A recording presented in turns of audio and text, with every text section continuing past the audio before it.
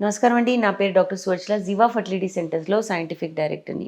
దంపతులు సంతానలేమి సమస్యతో బాధపడుతుండగా ఇన్వెస్టిగేషన్స్కి వెళ్ళినప్పుడు ఆడోళ్ళలో ఎన్నో ఇన్వెస్టిగేషన్స్ చేస్తారు. ఇన్వెస్టిగేషన్ అంటే పరీక్షలు, స్కాన్ కావచ్చు, బ్లడ్ టెస్ట్ కావచ్చు, లేదా ట్యూబ్ టెస్ట్ కావచ్చు, గర్భసంచిలో ఏదైనా ప్రాబ్లమ్స్ ఉన్నాయనేవి తెలుసుకుంటారు. ఇవి కాకుండా పురుషుల్లో కూడా సమస్య ఉందో లేదో, హస్బెండ్లో కూడా ఇది ప్రాబ్లం ఉందా లేదా అనేది తేల్చడం చాలా ముఖ్యమైన విషయం. లేదు మా ఆవిడకే చేయండి, నేను తర్వాత చేయించుకుంటామని అని చెప్పడం కూడా చాలా తప్పు. సో ఇద్దరికి ఒకేసారి పరీక్ష చేస్తే ప్రాబ్లం ఎక్కడుందో తేల్చుకుంటే తొందరగా ట్రీట్మెంట్ ఇవ్వచ్చు. అనవసరంగా టైం వేస్ట్ అవ్వకుండా, డబ్బులు వేస్ట్ అవ్వకుండా మీరు ఇద్దరు వచ్చినప్పుడు పరీక్షలు చేయించుకుంటే మంచిది.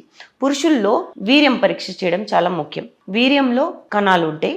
ఈ కణాల గురించి కూడా ఇన్వెస్టిగేషన్ చేసి, అంటే పరీక్షలు చేసి ఎలా ఉన్నాయి అనేది కనుక్కుంటారు. సో కణాల పరీక్ష చాలా ఇంపార్టెంట్ పరీక్ష, ఎందుకంటే అది ఫస్ట్ పరీక్ష పురుషుల్లో చేసేది. కణాలు బాగాలేవు, బొత్తిగా లేవన్నప్పుడు హార్మోనల్ టెస్ట్ చేయడము, అల్ట్రాసోనోగ్రఫీ అంటే స్కాన్స్ కూడా చేయడము, జెనెటిక్ టెస్ట్ చేయడం అనేది నెక్స్ట్ పద్ధతి.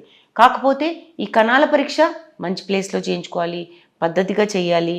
అలాంటప్పుడు ఆ రిపోర్ట్ బట్టి మనకి నెక్స్ట్ పరీక్షలు అవసరం ఉండవు, రిపోర్ట్ బాగుంటే. సో కణాల పరీక్షలో ఏం తెలుసుకుంటామంటే వాల్యూమ్ బాగుందా, అంటే వరల్డ్ హెల్త్ ఆర్గనైజేషన్ మనకి కొన్ని స్టాండర్డ్ వాల్యూస్ ఇచ్చాయి. సో ఆ వాల్యూస్ ఉన్నాయా లేవా అనేది తెలుసుకుంటారు.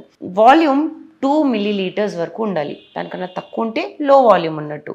ఎక్కువ ఉంటే పర్వాలేదు, కానీ లో ఉంటే చాలా ప్రమాదం. ఎందుకంటే లో ఉన్నప్పుడు కణాలు కూడా తక్కువ ఉంటాయి దాంట్లో. నెక్స్ట్ మనం కనుక్కునేది మైక్రోస్కోపిక్ ఇష్యూస్, అంటే కౌంట్ బాగుందా, కౌంట్ అంటే నంబర్, లెక్క బాగుందా, కదలిక బాగుందా, మార్ఫాలజీ ఆకారం బాగుందా అనేది తెలుసుకుంటారు.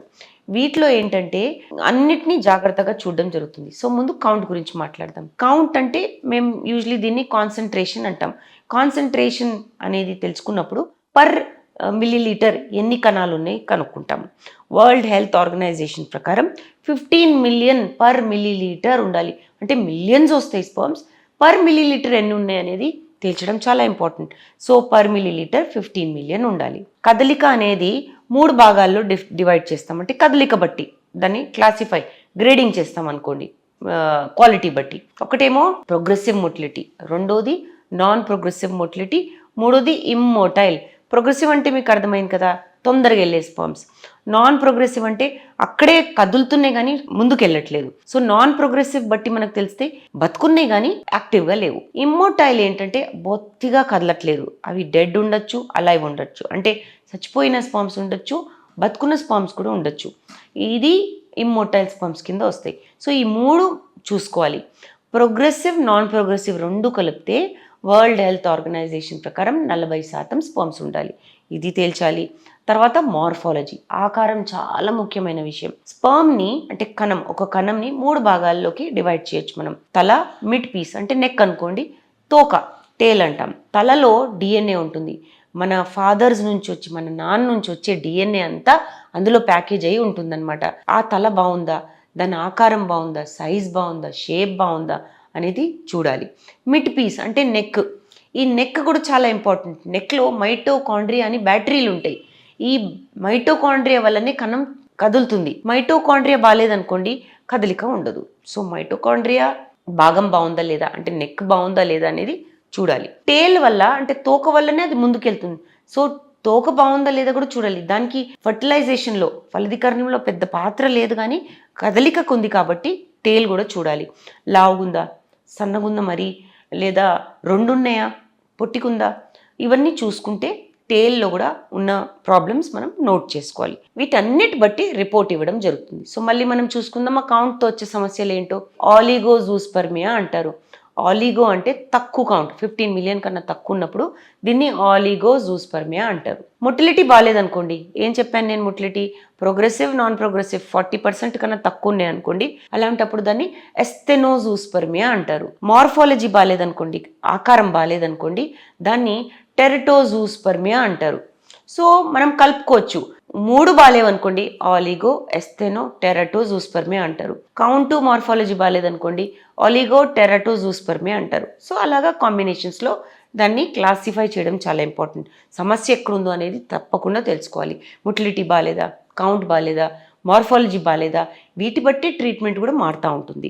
ఇవన్నీ ఇలా ఉన్నంగా కౌంట్ బొత్తిగా లేదనుకోండి, అలాంటప్పుడు దాన్ని అజూస్పర్మియా అంటారు. కణాలు అస్సలు ఉండకపోవడము.